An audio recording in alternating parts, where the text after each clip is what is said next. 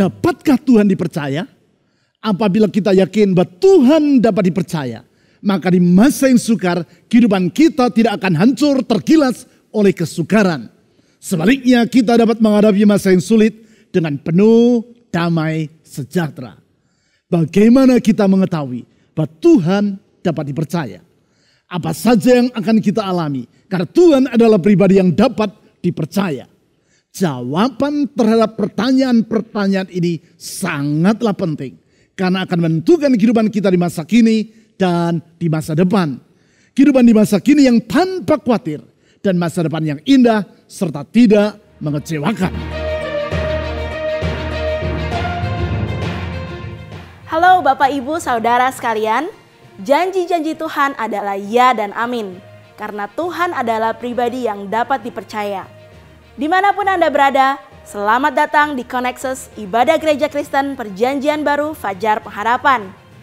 Mari kita siapkan diri dan hati kita untuk memuji dan mendengarkan kebenaran firman Tuhan yang akan membuat kita semakin akrab dengan Tuhan dan hidup kita selalu berkemenangan di setiap keadaan.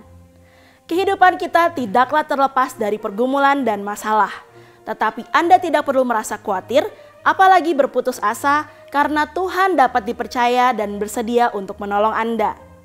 Kirimkan beban doa Anda ke nomor WA 0811 841 765 karena para pendoa gereja kita akan selalu mendoakan setiap beban dan pergumulan Anda tersebut. Bapak Ibu Saudara, sebagai ungkapan kasih dan syukur kita kepadanya, mari kita memberikan persembahan dan persepuluhan kita yang terbaik kepada Tuhan. Anda dapat memberikan persembahan dan persepuluhan Anda dengan mengirimkannya ke nomor rekening di layar atau men-scan QR Code dengan menggunakan aplikasi dompet digital yang tertera di layar Anda. Pada bulan November ini, ibadah kita membahas tema yang baru, yaitu Be Strong and Do Exploit, atau Jadilah Kuat dan Bertindak. Dan di minggu ini, kita akan membahas topik, Dapatkah Tuhan dipercaya? Melaluinya kita akan belajar pentingnya mempercayai Tuhan sebagai pribadi yang dapat dipercaya dan diandalkan. Sehingga kita dapat menghadapi setiap keadaan dengan tanpa rasa khawatir dan penuh pengharapan. Informasi dan pengumuman penting lainnya dapat Anda lihat dan ikuti di bagian menjelang akhir ibadah ini. Selamat beribadah.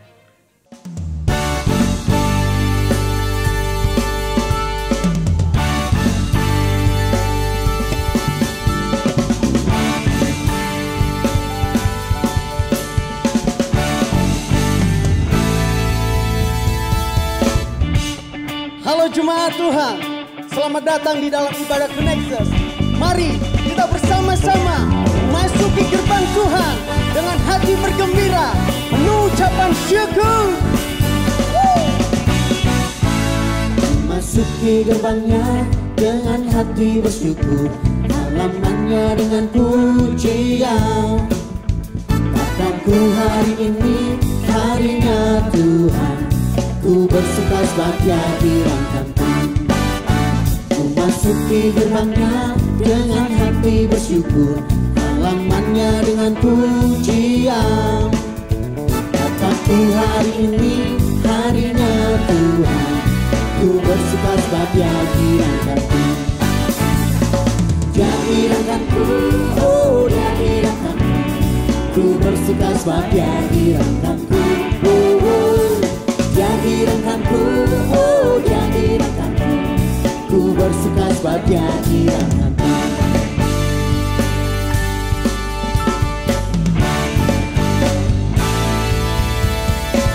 Masuki gerbangnya dengan hati bersyukur, halamannya dengan pujian. Kataku hari ini, harinya Tuhan, ku bersuka sebab dia dirangkanku. Oh dia dirangkanku, ku bersuka sebab dia dirangkanku. Oh dia dirangkanku, oh dia dirangkanku, ku bersuka sebab dia dirangkanku. Dia dirangkanku, oh dia dirangkanku, ku bersuka sebab dia dirangkanku. Oh dia dirangkanku, oh dia dirangkanku, ku bersuka sebab Dia dirangkanku.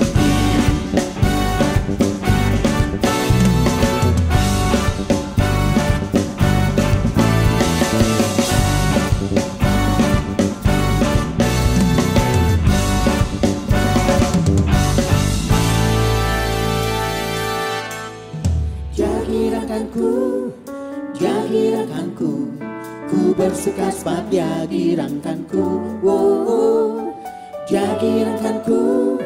Dia girangkanku, ku bersuka sebab Dia girangkanku. Dia girangkanku, oh Dia girangkanku, ku bersuka sebab Dia girangkanku. Dia girangkanku, oh Dia girangkanku, ku bersuka sebab Dia girangkanku. Ku bersuka sebab Dia girangkanku. Haleluya.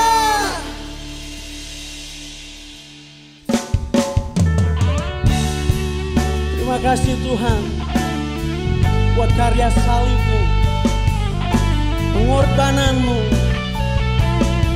untuk menebus dosa-dosa kami. Kami datang untuk menyembah-Mu, menaikkan ucapan syukur kami hanya kepada-Mu Tuhan.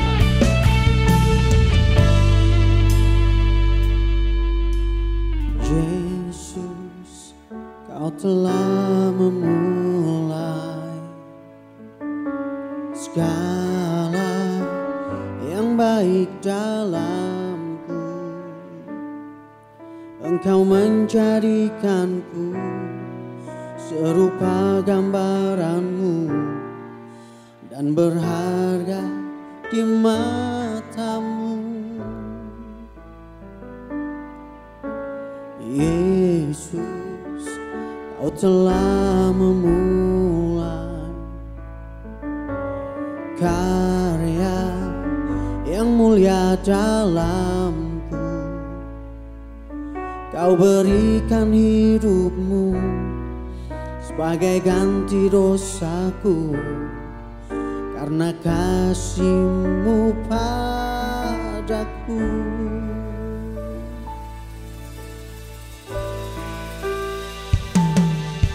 Sekarang ku memuji-Mu, Allah yang setia, yang tak pernah meninggalkan perbuatan tangan-Mu. Sekarang ku menyembah-Mu, Allah yang mulia, sempurnakan segenap hidupku agar indah bagimu.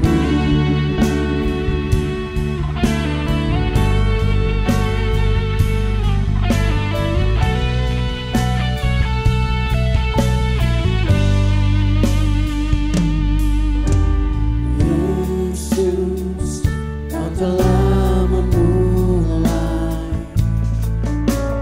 segala yang baik dalamku. Engkau menjadikanku serupa gambaran-Mu dan berharga di mata-Mu. Katakan Yesus, Yesus, Kau telah memulai karya yang mulia dalamku. Kau berikan hidup-Mu sebagai ganti dosaku, karena kasih-Mu padaku.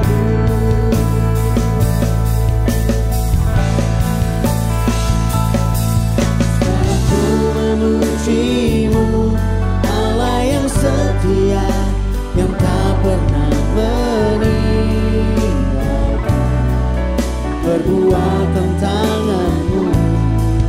Sekarang ku menyembah-Mu, Allah yang mulia, sempurnakan segenap hidupku agar indah bagimu. Sekarang ku memuji-Mu, Allah yang setia, yang tak pernah meninggalkan. Perbuatan tangan-Mu, sekarang ku menyembah-Mu, Allah yang mulia, sempurnakan segenap hidupku agar indah bagimu. Terima kasih Tuhan atas segala pengorbanan-Mu. Kau telah tebus dosa kami. Oleh sebab itu Tuhan, saat ini kami datang untuk memuji nama-Mu, meninggikan Engkau, mengagungkan Engkau, sebab Engkau saja yang layak untuk terima segala pujian kami. Sekarang ku memuji-Mu, Allah yang setia, yang tak pernah meninggalkan.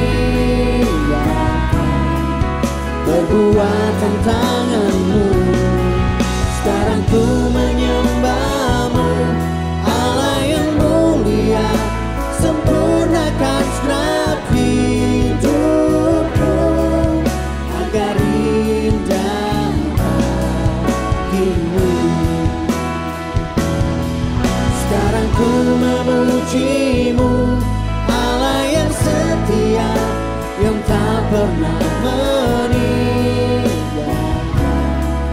Perbuatan tangan-Mu, sekarang ku menyembah-Mu, Allah yang mulia, sempurnakan segenap hidupku agar indah bagimu.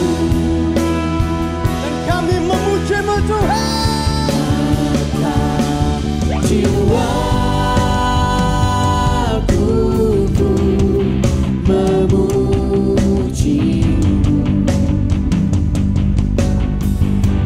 sungguh besar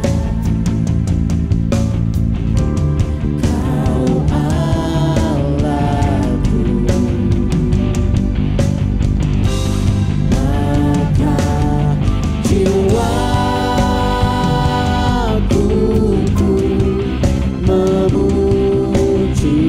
memuji-Mu, sungguh besar Kau Allahku. Maka jiwaku memuji-Mu,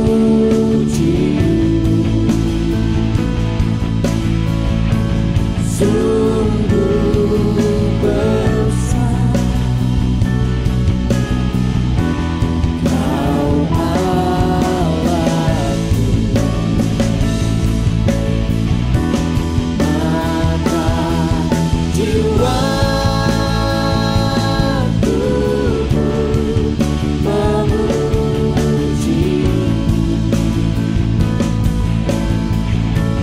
sungguh besar Kau Allahku.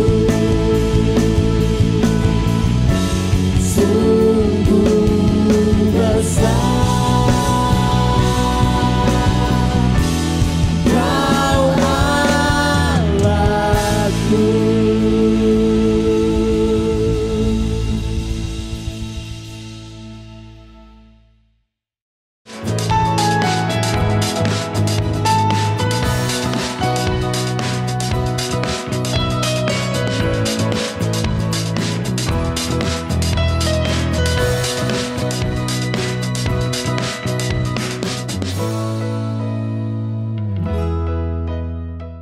Saudara-saudara, kita bersyukur kepada Tuhan untuk ibadah secara onsite yang telah dilaksanakan di satelit gereja kita di Bandung Utara pada hari Minggu yang lalu. Ibadah yang sangat diberkati oleh Tuhan, sehingga semua orang dapat merasakan kehadiran Tuhan di tengah-tengah mereka. Sebagaimana yang saudara ketahui, ibadah satelit Bandung Utara ini utamanya dimaksudkan untuk jemaat yang dulu beribadah di Lembang dan BTC. Ibadah untuk satelit Bandung Utara ini kita laksanakan di gedung gereja kita yang baru di Lembang. Di tahap awal ini, ibadah baru kita laksanakan 1 kali, mulai pukul 9 pagi. Yaitu untuk jemaat umum maupun pelajar. Sedangkan anak-anak dianjurkan untuk tetap beribadah secara online. Untuk mengikuti ibadah ini, saudara harus mendaftar terlebih dulu secara online. Karena jumlah jemaat yang dapat beribadah masih kita batasi. Penjelasan tentang tata cara pendaftaran dapat saudara peroleh dalam pengumuman menjelang akhir ibadah nanti. Selanjutnya mulai bulan Desember, ibadah secara onsite juga akan kita laksanakan di satelit kita di Kopo, Bandung Selatan. Juga dalam 1 kali ibadah. Kemudian akan kita lanjutkan dengan ibadah di Pasir Koja dan Cimahi mulai awal bulan Januari. Dengan demikian, maka 2 bulan lagi ibadah di seluruh satelit kita akan kembali berjalan secara onsite. Perlu dicatat, walaupun ibadah secara onsite yaitu di gedung-gedung gereja kita sudah kita laksanakan, namun ibadah secara online akan tetap berlangsung seperti selama ini.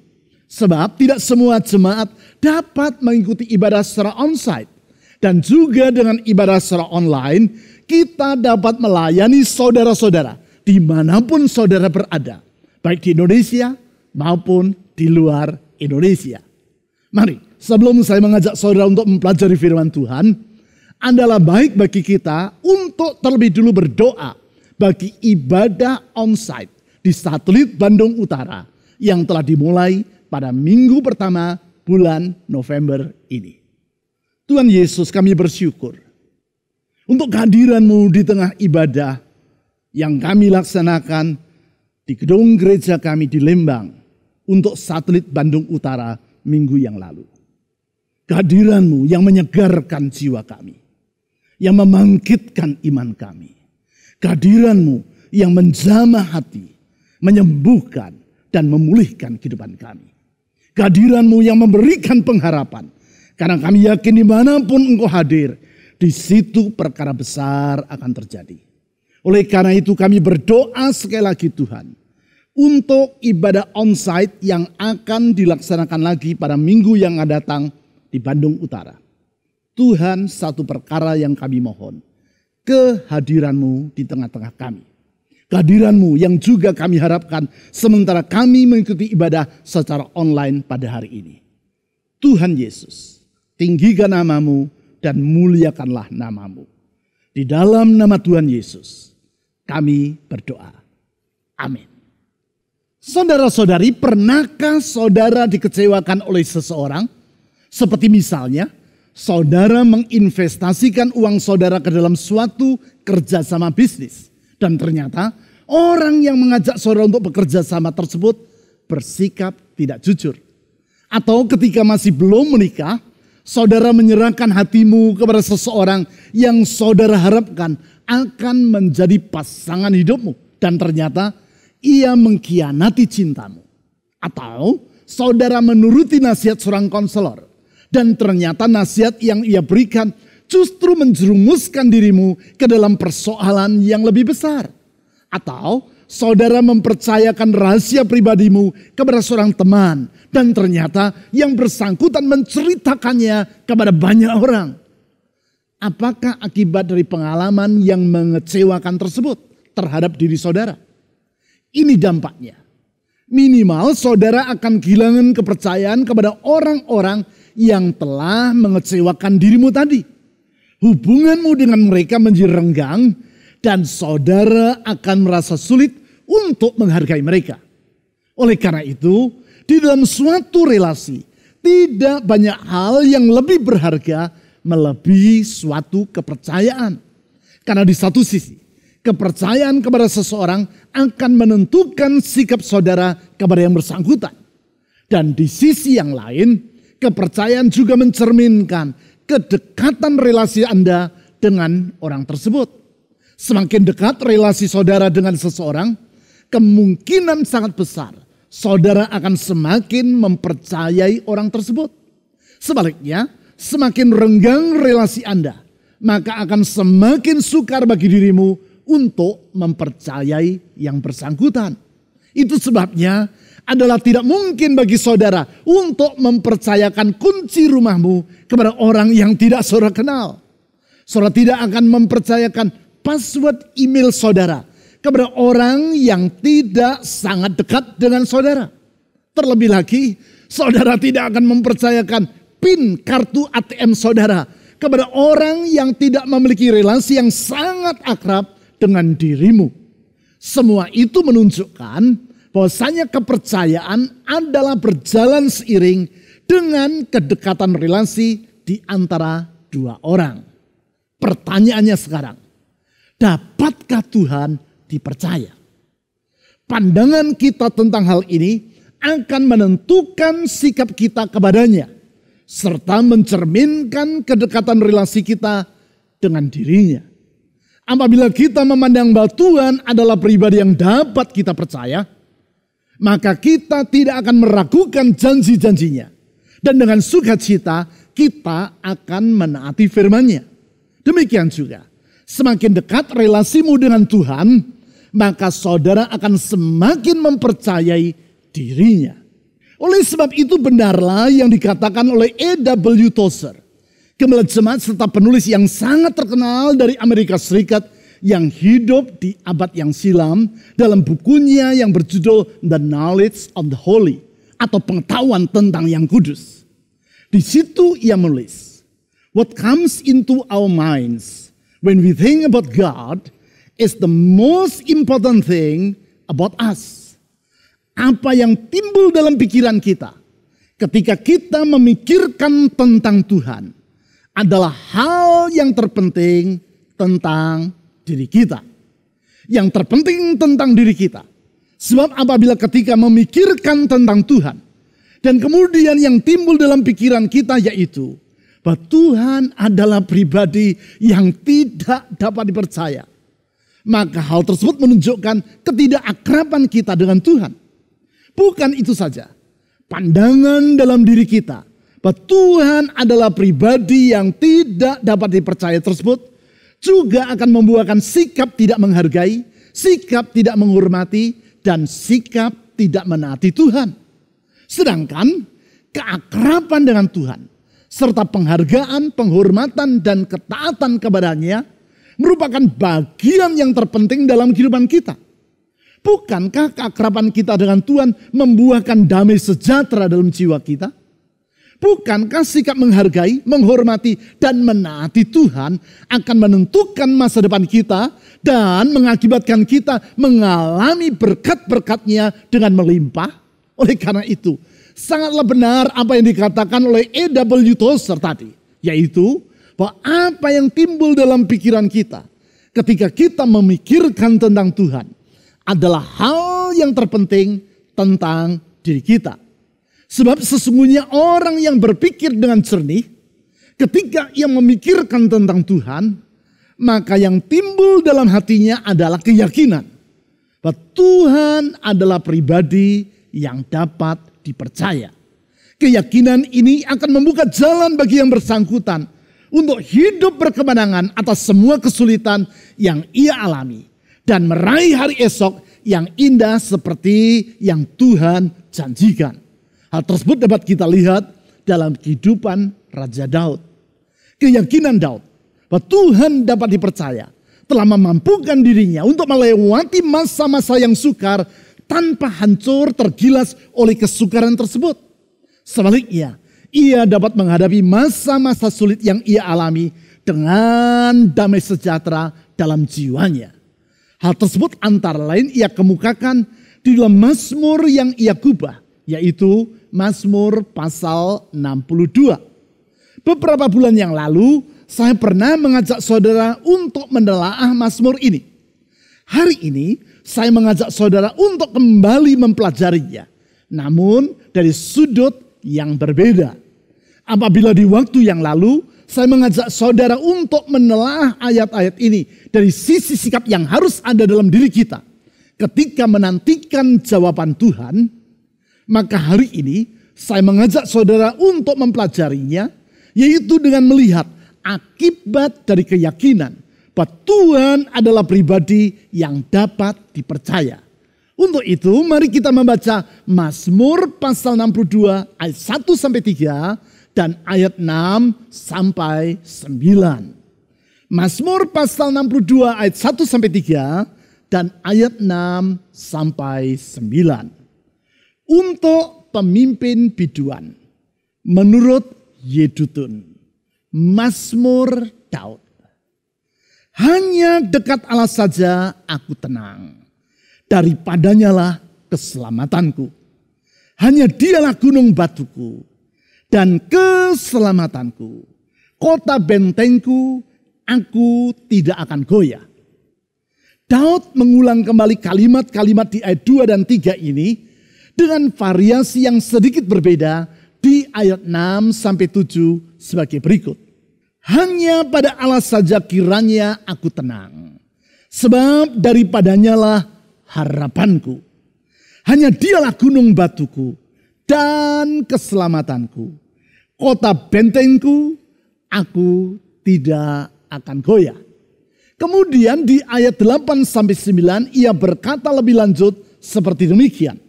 Pada Allah ada keselamatanku dan kemuliaanku. Gunung batu kekuatanku, tempat perlindunganku ialah Allah.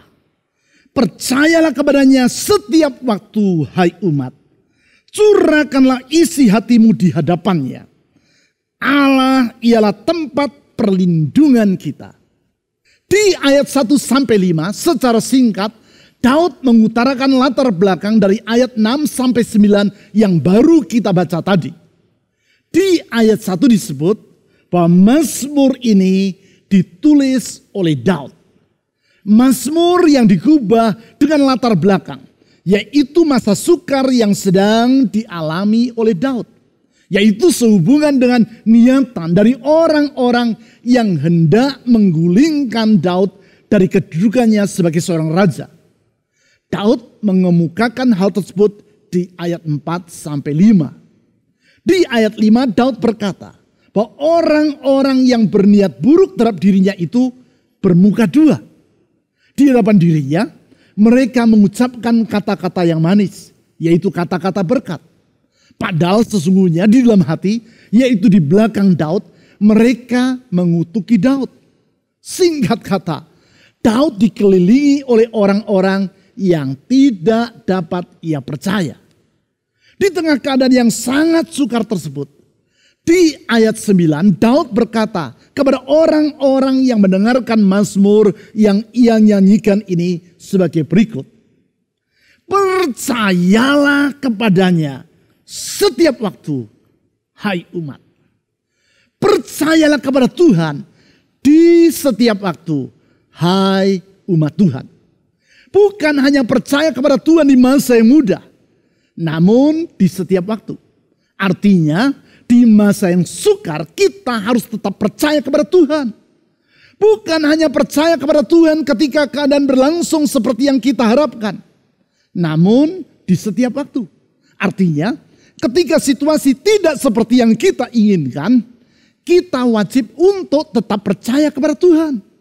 Bukan hanya percaya kepada Tuhan ketika perjalanan berlangsung dengan lancar, namun di setiap waktu. Artinya ketika kehidupan ini menghadapi berbagai hambatan, kita perlu untuk tetap percaya kepada Tuhan. Dengan berkata, percayalah kepadanya setiap waktu. Berarti Daud berkata, bahwasanya Allah adalah pribadi yang dapat dipercaya. He is trustworthy. Ia patut untuk dipercaya. Di ayat 6-9 yang sudah kita baca tadi, Daud berkata bahwa karena Allah dapat dipercaya, maka ada 3 akibat yang ia alami dalam hidupnya. Walaupun di tengah masa yang sukar dan tidak seperti yang ia harapkan, ada 3 hal yang indah yang ia alami. Tentu hal ini bukan hanya dialami oleh Daud, namun juga oleh umat. Yaitu semua orang yang percaya kepada Tuhan. Sebagaimana yang disebut di ayat 9 tadi. Artinya, karena Allah adalah pribadi yang dapat dipercaya. Maka ada 3 hal yang kita, orang yang percaya kepadanya, akan alami. Ketiga hal tersebut adalah yang pertama, yaitu kita dapat memandang masa depan dengan penuh pengharapan. Saya ulang, yang pertama, kita dapat memandang masa depan dengan penuh pengharapan. Patut disadari bahwa ketika orang memandang masa depan, ada 2 kemungkinan tentang apa yang akan memenuhi hati mereka. Kemungkinan yang pertama, yaitu ia merasa berputus asa. Kemungkinan yang kedua, yaitu hati yang dipenuhi dengan pengharapan. Apa yang membedakannya? Inilah yang membedakannya, yaitu landasan dari yang bersangkutan dalam memandang hari esok. Orang yang memandang hari esok hanya dengan beralaskan pada keadaan di sekitarnya, maupun hanya dengan mengandalkan kemampuan dirinya sendiri, cepat atau lambat akan berputus asa. Sebab merupakan suatu kenyataan bahwa keadaan di sekitar kita berubah-ubah sehingga tidak memiliki kepastian. Sedangkan kemampuan kita sebagai manusia juga terbatas sehingga tidak selalu dapat diandalkan. Akibatnya, orang yang menggantungkan masa depannya pada keadaan sekitarnya maupun pada kemampuannya sendiri tidak akan memiliki jaminan yang bersifat pasti akan masa depan yang indah sebagaimana yang ia dambakan. Bahwasanya semua yang ada di dunia ini bersifat tidak pasti dapat dilihat dari apa yang diucapkan oleh Benjamin Franklin, wartawan, ilmuwan, diplomat, gubernur Pennsylvania, dan salah seorang penandatangan deklarasi kemerdekaan Amerika Serikat yang hidup di abad ke-18. Ia berkata, "In this world, nothing can be said to be certain except death and taxes." Di dunia ini tidak ada yang dapat dikatakan bersifat pasti kecuali kematian dan pajak. Kalimat ini di kemudian hari menjadi peribahasa atau pepatah yang dipakai oleh banyak orang di mana-mana. Ya, kematian memang tidak dapat dihindari. Sehingga suka tidak suka semua orang suatu hari nanti pasti akan mati. Demikian juga halnya dengan pajak. Di negara-negara yang sudah maju dan tertib, orang tidak akan dapat menghindar dari kewajiban untuk membayar pajak. Sehingga di negara-negara seperti itu, pajak bersifat pasti. Sedangkan hal-hal yang lain, seperti kata Benjamin Franklin tadi, bersifat tidak pasti. Karena dapat berubah-ubah. Bukankah meletakkan masa depan di atas dasar yang bersifat tidak pasti akan membuat orang merasa cemas dan mengakibatkan yang bersangkutan di suatu hari nanti akan berputus asa? Sama seperti kalau kita harus berjalan meniti sebuah jembatan yang terbuat dari kayu yang sudah lapuk, goyah, dan rapuh. Sedangkan air sungai di bawah jembatan itu mengalir dengan sangat deras. Di dalam keadaan seperti itu, hati kita akan merasa was-was. Di dalam hati kita bertanya-tanya, apakah aku dapat tiba di seberang dengan selamat? Tetapi tidak demikian halnya bila kita berjalan di jembatan yang terbuat dari besi baja yang sangat kokoh dengan pagar pengaman yang tidak sedikit pun goyah. Walaupun air sungai di bawah jembatan itu bergolak, namun hati kita akan tetap tenang. Mengapa? Karena jembatan itu dapat diandalkan. Sehingga kita dapat menatap ke seberang jembatan dengan penuh pengharapan, yaitu karena cepat atau lambat kita pasti akan tiba di sana. Demikianlah orang yang menaruhkan masa depannya pada kesetiaan Tuhan. Yang bersangkutan akan dapat menyongsong hari esok dengan penuh pengharapan. Dan bukan dengan keputusasaan. Dengan hati yang tenang dan bukan dengan rasa was-was. Alasannya seperti yang dikemukakan oleh Daud di ayat 9 tadi. Yaitu karena Allah dapat dipercaya. He is trustworthy. Sebagai akibat, di ayat 6 ia berkata seperti berikut. Mazmur pasal 62 ayat 6. Hanya pada Allah saja kiranya aku tenang. Sebab daripadanya lah harapanku. di masa berbahaya yang ia lewati. Dan hidup dikelilingi oleh orang-orang bermuka dua yang berniat jahat terhadap dirinya. Daud berkata, aku tenang.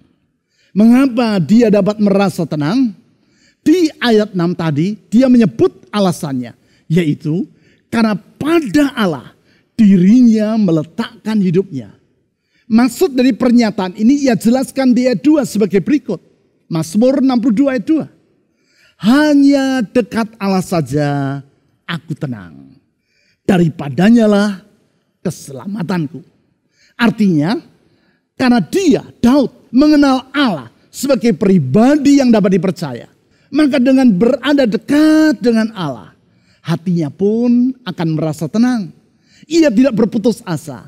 Sebaliknya penuh dengan pengharapan. Sebab di tengah semua masalah yang ia hadapi, Daud percaya bahwa di penghujung jalan nanti yang akan ia dapati adalah keselamatan terhadap niatan buruk dari para lawannya. Saudara-saudari, Tuhan adalah pribadi yang dapat dipercaya. Dia dapat diandalkan. He is trustworthy. Sehingga di setiap keadaan, termasuk di masa yang sukar pun, kita dapat memandang masa depan bukan dengan keputusasaan, namun dengan penuh pengharapan. Selanjutnya, yang kedua, karena Allah dapat dipercaya, maka kita dapat melewati segala keadaan dengan damai sejahtera. Saya ulang, yang kedua, kita dapat melewati segala keadaan dengan damai sejahtera. Ingat bahwa makna dari damai bukanlah hidup bebas dari konflik, gejolak maupun kesukaran. Namun hidup dekat dengan Tuhan dan berada dalam perlindungannya. Itulah yang digambarkan dalam kisah yang sering saya ceritakan tentang seorang pelukis yang bermaksud untuk menggambarkan kata damai. Untuk itu pelukis tadi mengambil sebuah kain kanvas dan melukiskan laut yang sedang diterpa oleh badai yang mengamuk.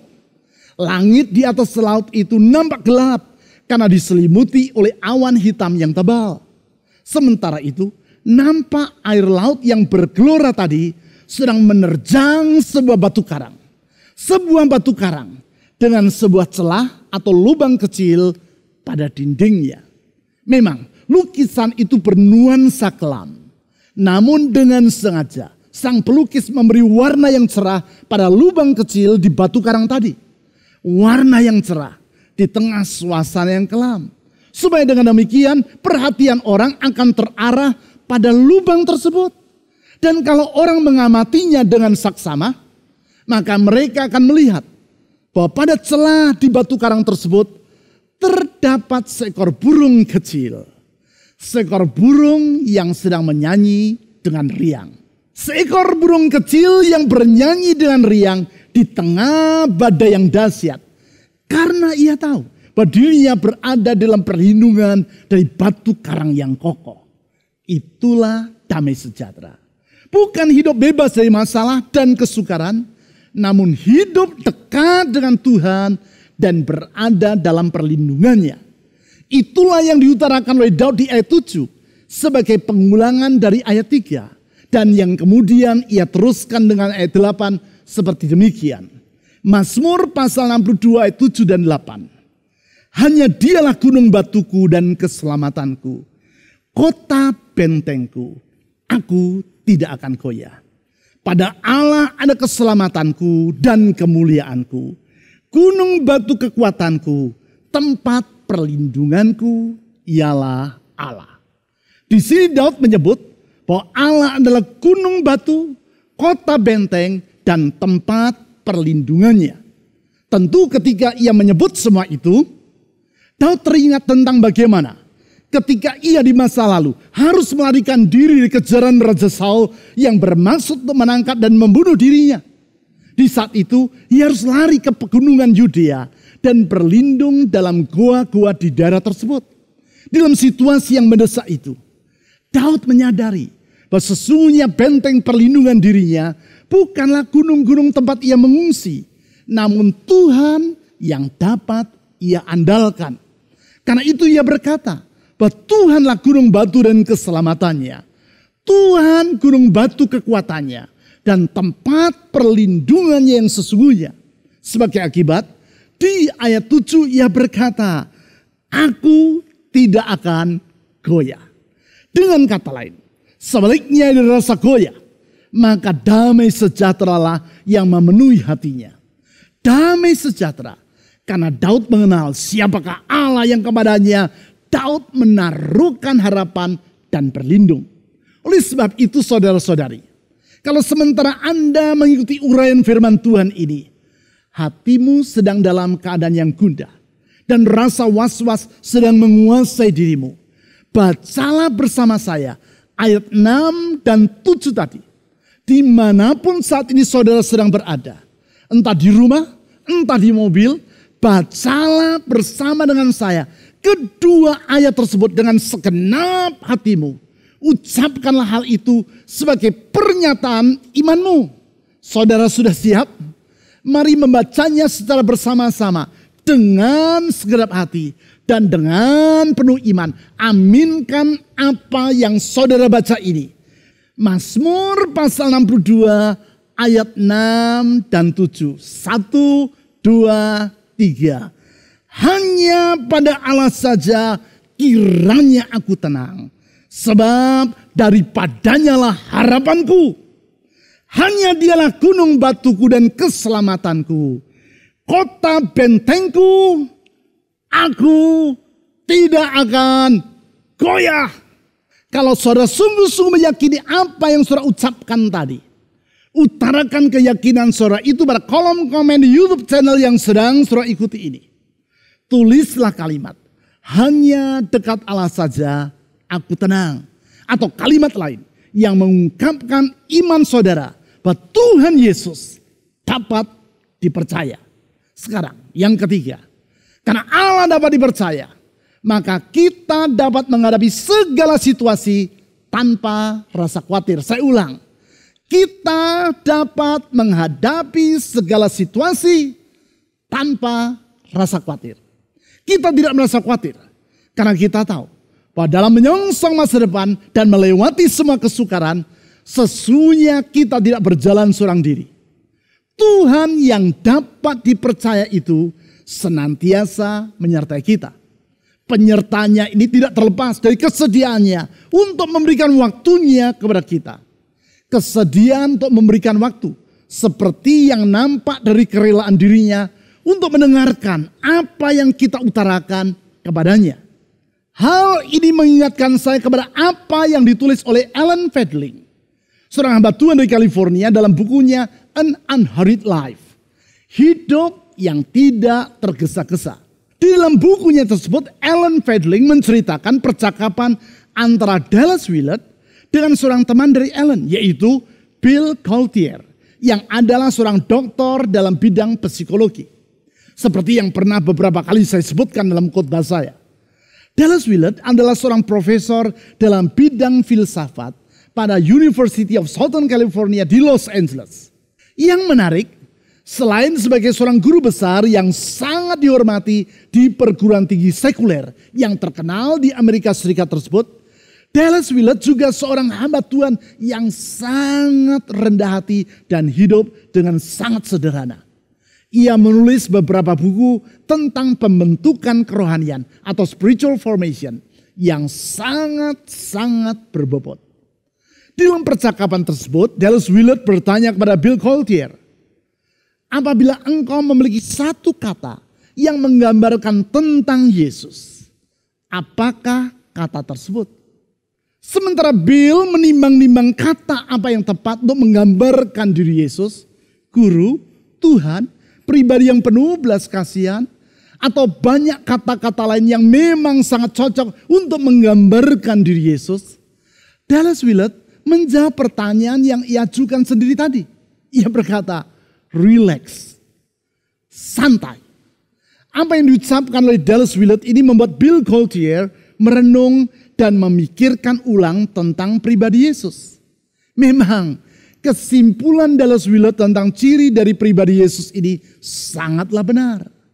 Ingat bahwa relax sama sekali bukan berarti bermalas-malasan. namun tidak terburu-buru. Adalah jelas bahwa Yesus tidak pernah tergopoh-gopoh karena ia memegang kendali atas segala perkara.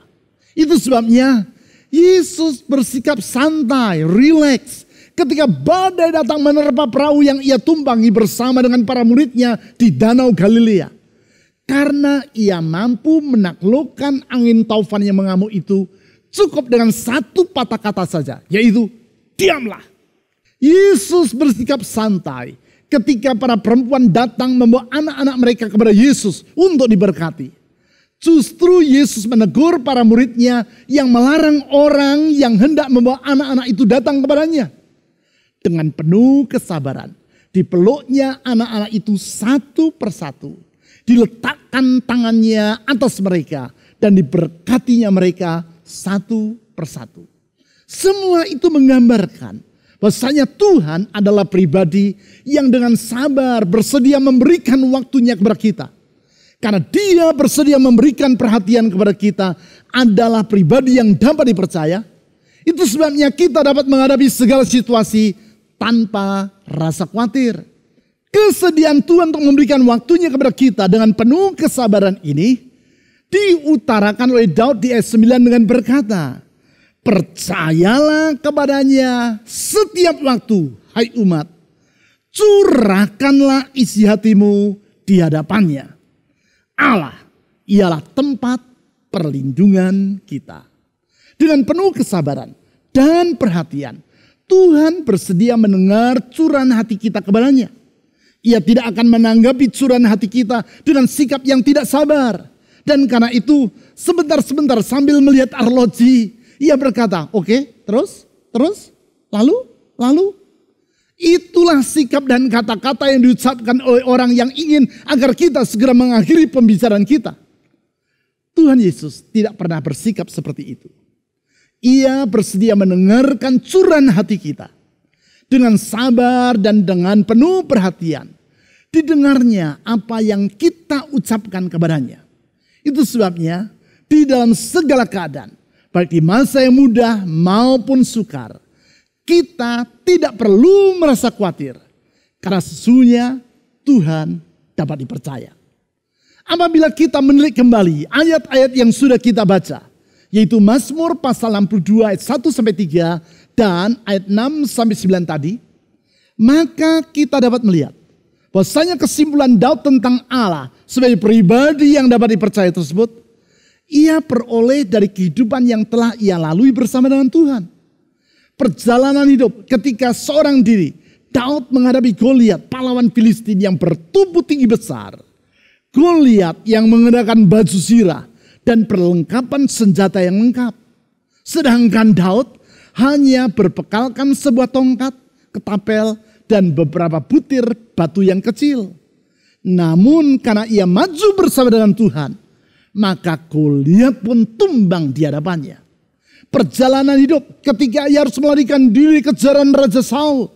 Dan bagaimana Allah berulang-ulang menyelamatkan Daud dari tangan Saul yang bermaksud untuk membunuh dirinya. Perjalanan hidup ketika ia mengalahkan bangsa Amalek yang telah merampas seluruh harta miliknya dan milik para pengikutnya, serta menawan anak istri mereka. Sehingga para pengikutnya berniat untuk melempari Daud dengan batu di Siklak. Kebaikan-kebaikan Tuhan yang tidak ia lupakan tersebut mengakibatkan Daud yakin bahwa Tuhan adalah pribadi yang dapat diandalkan, pribadi yang dapat dipercaya, pribadi yang tidak akan pernah mengecewakan orang yang berharap kepadanya. He is trustworthy.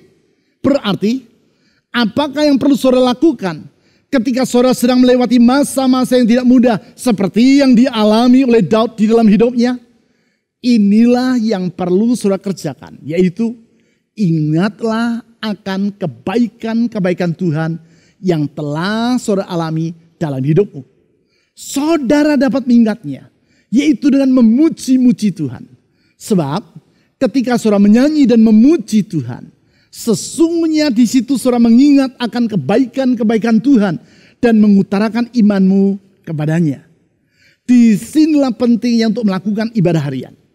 Karena dalam ibadah harian, sebagaimana layaknya suatu ibadah, orang datang kepada Tuhan dengan sikap untuk memuji dan menyembah Tuhan. Dan bukan sekadar datang dengan maksud untuk memperoleh sesuatu daripadanya. Memang, ibadah akan mendatangkan berkat bagi hidup kita. Namun tujuan kita dalam beribadah tidak boleh hanya dengan maksud berkat apa yang akan saya peroleh. Tetapi hati kita haruslah dipenuhi dengan sikap apakah yang akan ku persembahkan kepada Tuhan.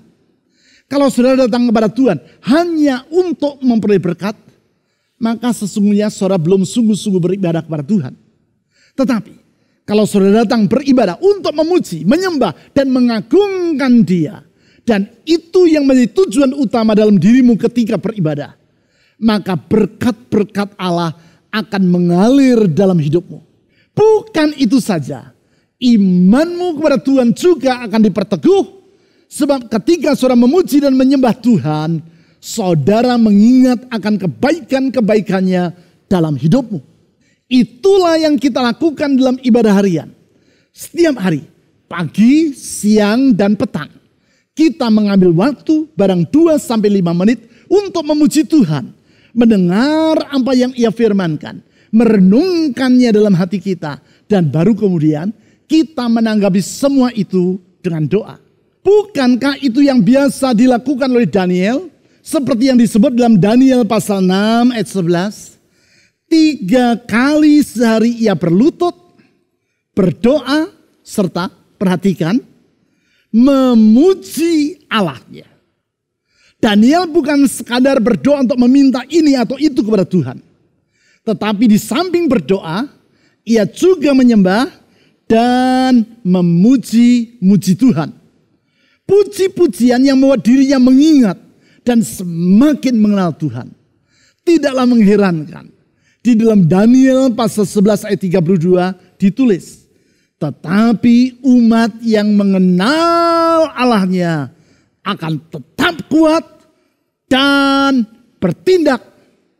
Sebentar, saya akan mengajak saudara untuk berdoa. Dan kemudian kita akan menyanyikan pujian kepada Tuhan dengan berkata, besar setiamu.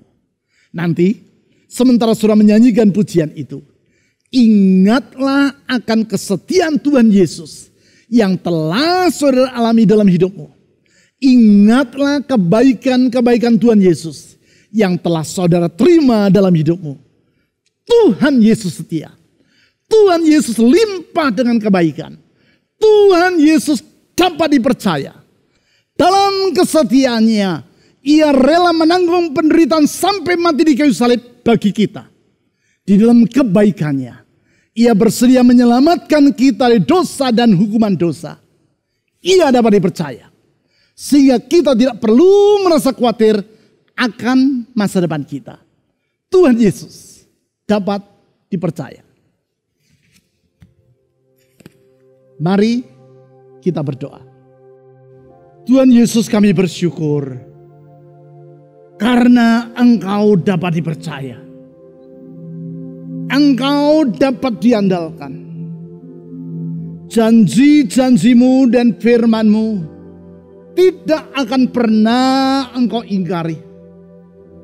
Engkau selalu menepatinya sesuai dengan apa yang Kau katakan tepat pada waktumu yang sempurna. Karena Engkau tidak pernah berubah. Apapun yang Kau katakan pasti akan terjadi. Tiada rancangan-Mu yang gagal. Itu sebabnya kami dapat menatap hari esok tanpa ragu. Sebaliknya penuh pengharapan. Itu sebabnya kami menyongsong hari esok tanpa khawatir. Tapi dengan penuh damai sejahtera. Kami tahu dan percaya kalau kami berjalan bersama dengan Tuhan. Hidup dalam tuntunan-Mu. Kami menyongsong hari indah yang Tuhan sediakan.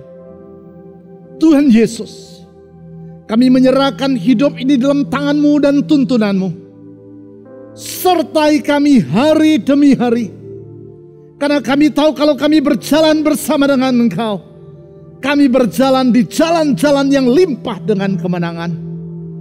Tuhan Yesus, ulurkan tangan-Mu yang penuh kasih dan setia itu, menjamah setiap hati yang gundah, meneduhkan hati yang resah. Karena tiada yang mustahil bagi Tuhan, tiada yang sukar bagi Tuhan. Sembuhkan yang sakit, jamah mereka yang dalam keadaan khawatir, buka jalan bagi mereka yang sedang menghadapi jalan buntu. Tunjukkan kuasa mujizat-Mu, karena kami percaya kuasa mujizat Tuhan tetap berlangsung dan tidak akan pernah berakhir. Tuhan Yesus, kami memanggil nama-Mu, nama di atas segala nama, nama yang memberikan keselamatan, nama yang menjalin dan menjamin masa depan. Tuhan Yesus, kami menyerahkan hari esok kami ke dalam tangan-Mu. Saudara-saudari dimanapun engkau berada, katakan, Tuhan Yesus, kami panggil nama-Mu, nama yang indah, nama yang setia, nama yang penuh dengan kasih, nama yang memberikan pengharapan.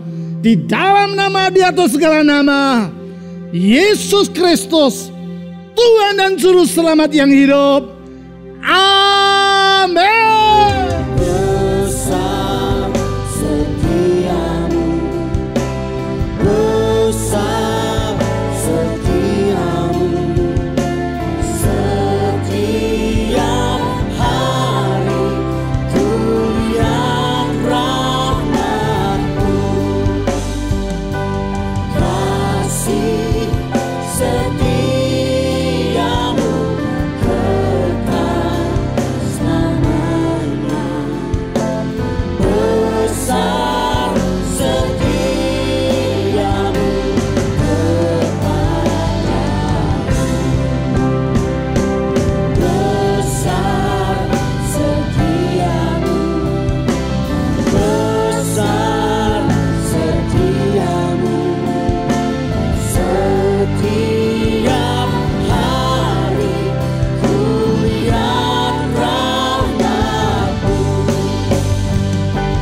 kasih setiamu kekal selamanya. Besar setiamu kepadaku, besar setiamu, besar setiamu, setiap hari ku lihat rahmat-Mu, kasih setiamu kekal selamanya. Besar setiamu kepadaku.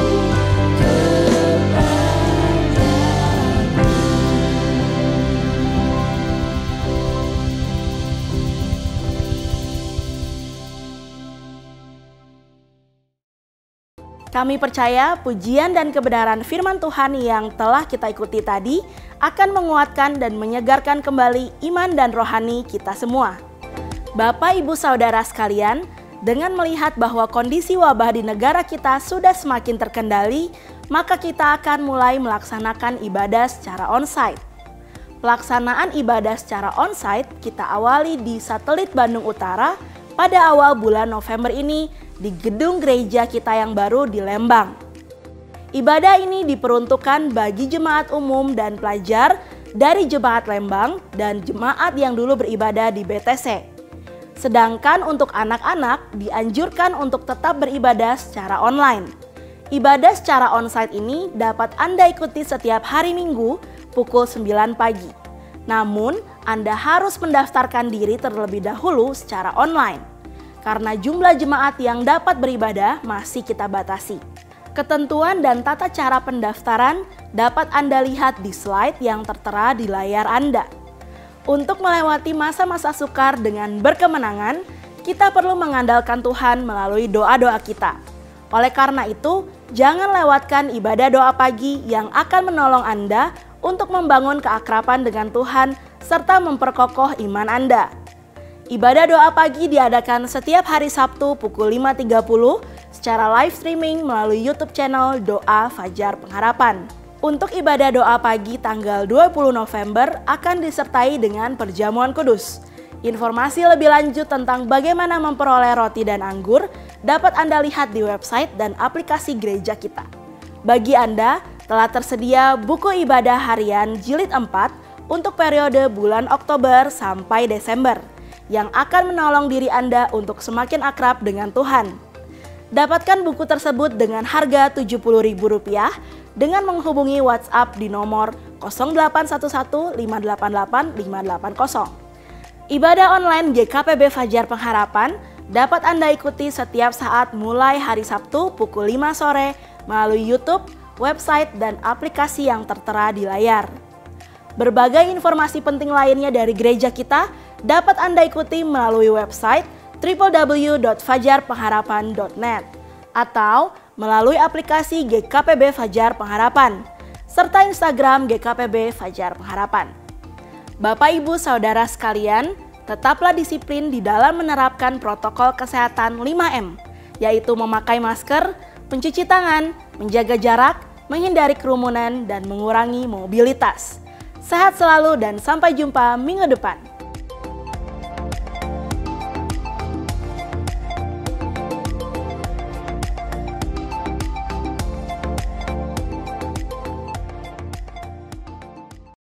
Mari kita berdoa di dalam syukur kepada Tuhan, mengakhiri ibadah kita pada saat ini.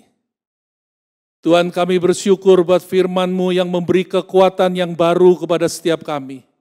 Firman-Mu yang telah menjadi kebebasan, kelepasan, kemerdekaan bagi hidup kami. Untuk kami dapat menjalani kehidupan kami bersama dengan Engkau di dalam rencana-Mu saja ya Tuhan. Karena itu kami menyerahkan hidup kami saat ini ke dalam tangan-Mu. Untuk kami senantiasa hidup di dalam tuntunan-Mu. Untuk kami senantiasa hidup di dalam kebenaran firman-Mu yang memberikan kepastian kepada setiap kami. Terima kasih ya Bapa. Kami berdoa untuk umat-Mu yang hari-hari ini sedang berada di dalam pergumulannya. Kami memohonkan Tuhan kuasa-Mu, kami memohonkan berkat-Mu, kami memohonkan kasih dan anugerah-Mu Tuhan, melimpah di dalam hidup mereka, memberkati mereka, menyembuhkan mereka, memulihkan mereka. Terima kasih ya Bapa. Kami menaikkan syukur kami kepadamu di dalam nama Tuhan Yesus Kristus. Amin.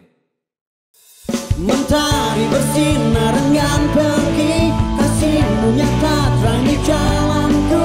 Hatiku terkagum setiap hari, sukaku penuh dan takkan